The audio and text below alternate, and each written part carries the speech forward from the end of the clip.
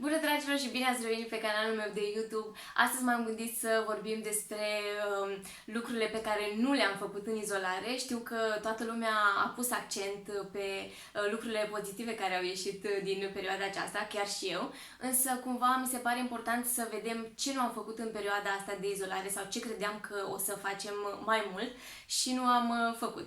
Așa că o să încep prin a vă spune că am ajuns la trista concluzie că nu timpul este cel care ne împiedică să facem anumite lucruri, ci faptul că nu le prioritizăm cumva cum trebuie și contează foarte mult și motivația pe care o avem pentru a face acel lucru.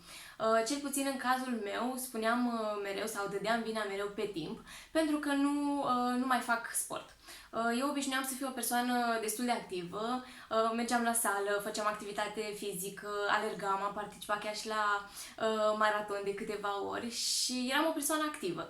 Ei, de ceva timp, cred că mai bine de un an de zile, sportul a ajuns așa, pe unul dintre ultimele locuri din viața mea și mereu mă întrebam, Doamne, de ce nu reușesc să mă motivez în continuare să fac sport, să fac sport, pentru că este foarte, foarte sănătos și mă simțeam foarte bine.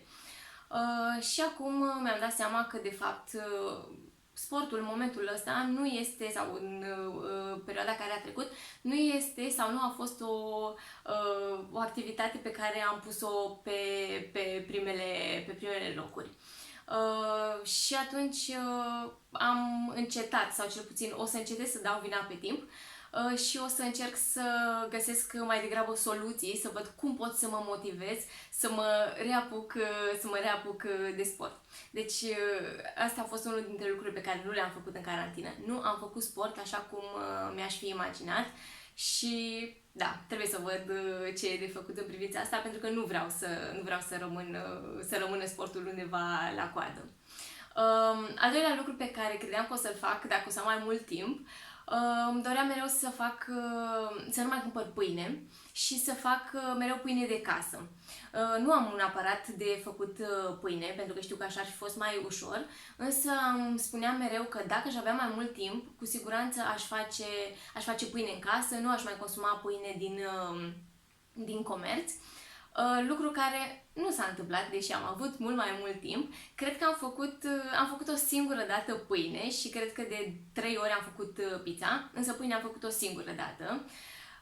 Și da, și acesta este un lucru pe care nu l-am făcut și pe care credeam că o să-l fac dacă o să am mai mult timp. Un alt lucru pe care nu l-am făcut în perioada aceasta și îmi doream foarte mult și mă gândeam mereu că dacă aș sta acasă mai mult timp, aș putea să mă organizez programul mult mai bine, să-mi organizez mesele mult mai bine, să fie mult mai structurate, să fie așa cum mi le doresc eu și cum reușesc în unele zile. Însă, din păcate, nici asta nu a funcționat. Mi-am dat cu totul programul peste cap, am început să mă culc la ore destul de târzii pentru mine, 12, 1, chiar și 2 noaptea, ceea ce nu m-a ajutat absolut deloc, din contră m-a încurcat și mi-a dat total programul peste cap. Și nici cu mesele nu pot să zic că am fost foarte organizată. Ajungeam până la urmă să mănânc ceva în jurul orei 12. Până la ora 12 rezistam cu o cafea și cu, nu știu, un fruct sau un fruct în cel mai bun caz. Drept pentru care am și slăbit în această perioadă destul de mult. Lucrez la asta, lucrez în a-mă reporni pe drumul cel bun, dar e greu. E greu și mi-am dat seama că am nevoie de un program mai bine organizat și am nevoie să am o rutină, pentru că asta cel puțin pe mine mă ajută să funcționez. Ce nu am mai făcut în perioada aceasta?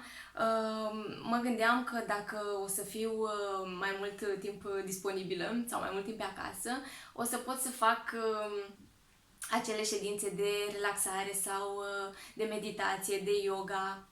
la fel. Nu s-a legat nici măcar o dată. Deci mi-e rușine, dar nu am reușit să fac nici măcar o ședință de yoga. Într-adevăr, am reușit să fac câteva sesiuni de mindfulness, de meditație, de relaxare și m-au ajutat pentru că chiar am avut o perioadă destul de stresantă și cu mici problemuțe și chiar m-a ajutat.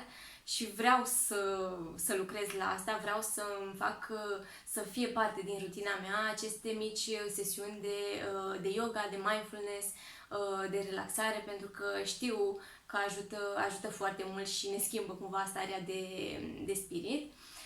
Și ce mai îmi doream foarte mult, să mă uit la mai multe documentare. Vreau să zic că nu am pus în 3 luni de izolare, nu am pus un film pe laptop. Dacă m-am uitat la filme, m-am uitat la filmele care rulau pe TV, însă nu am reușit să mă uit la niște filme pe care voiam să le vizionez și mai mult voiam să mă uit la mai multe documentare pentru a mă informa cât mai bine. Da. Și bine, ar mai fi foarte multe lucruri pe care nu le-am făcut, dar acestea ar fi un top 5 al lucrurilor pe care nu le-am făcut în perioada de izolare și la care lucrez pentru că vreau să le fac, pentru că contează foarte mult pentru mine. Și da, încă o dată e foarte important care sunt prioritățile noastre și ce eforturi depunem pentru ele, pentru că nu cade nimic din cer, dacă nu depunem efort pentru ele, e egal cu 0. Acum mi-ar plăcea foarte mult să știu ce lucruri nu ați făcut voi în carantină, pentru că sunt sigură că s-au făcut foarte multe lucruri bune și frumoase și eu la rândul meu le-am făcut și sunt mândră de ele, dar cred că e important să vedem și ce nu a mers și de ce nu a mers și ce putem să facem mai mult pentru a face acele lucruri să funcționeze, să meargă.